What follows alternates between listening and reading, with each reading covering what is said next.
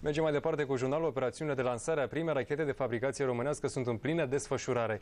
Tinerii cercetători membri ai Asociației Române de Cosmonautică și Aeronautică fac astăzi cea de-a doua încercare în largul Mării Negre la bordul unei nave militare românești. Colegul nostru, Cristian Zărescu, se află și el acolo. Cristi, bună ziua! Ce se mai întâmplă?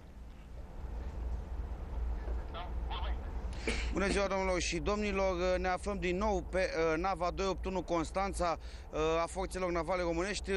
Procedurile de lansare a rachetei Helen au început, însă din păcate există ceva probleme tehnice. Acel balon imens care trebuie să ridice racheta până la altitudinea de 15.000 de metri nu poate fi umflat. A apărut o mică problemă și anume balonul s-a răsucit în momentul în care a fost așezat pe apă și practic nu mai poate să primească aer, nu mai poate să fie umflat cu aer. Din această cauză se caută acum soluția astfel încât balonul să fie răsucit înapoi în poziție normală, urmând ca după aceea să fie umflat cu aer și să ridice toate cele trei trepte ale rachetei până la altitudinea de 15.000 de metri. Vorbim însă despre o operațiune foarte dificilă pentru că este cel mai mare balon construit vreodată în lume, un balon care ne spuneau cei de la Arca, cei care l-au proiectat, că este cam cât 10 blocuri de câte 22 de etaje așezate unul lângă celălalt. Așadar, un balon imens, un balon solar cu aer cald care în momentul în care este umflat cu aer începe să se încălzească aerul de la soare și începe să se ridice încet, încet. Acest balon va urca până la 15.000 de metri, de acolo vor începe toate cele trei trepte ale rachetei să pornească. Mai întâi treapta întâi care va urca până la aproximativ 35.000 de metri, după care treapta a doua până la 75.000 de metri și ultima treaptă va ajunge undeva la aproximativ 100.000 de metri altitudine.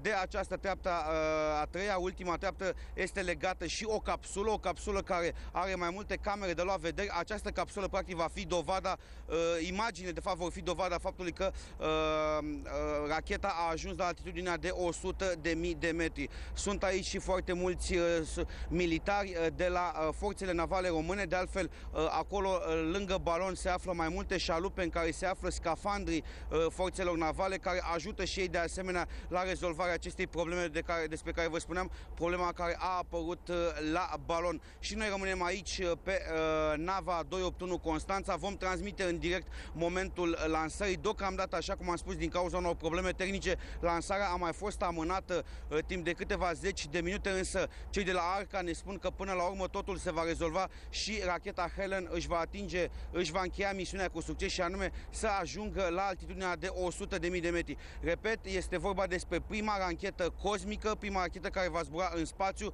proiectată în România și lansată din țara noastră. Cristian Zărescu a fost în direct, mulțumim foarte mult. Vă reamintesc că veți urmări în direct imagini cu această lansare care are loc în largul Mării Negre. Noi vom continua cu alte știri, însă după o scurtă pauză.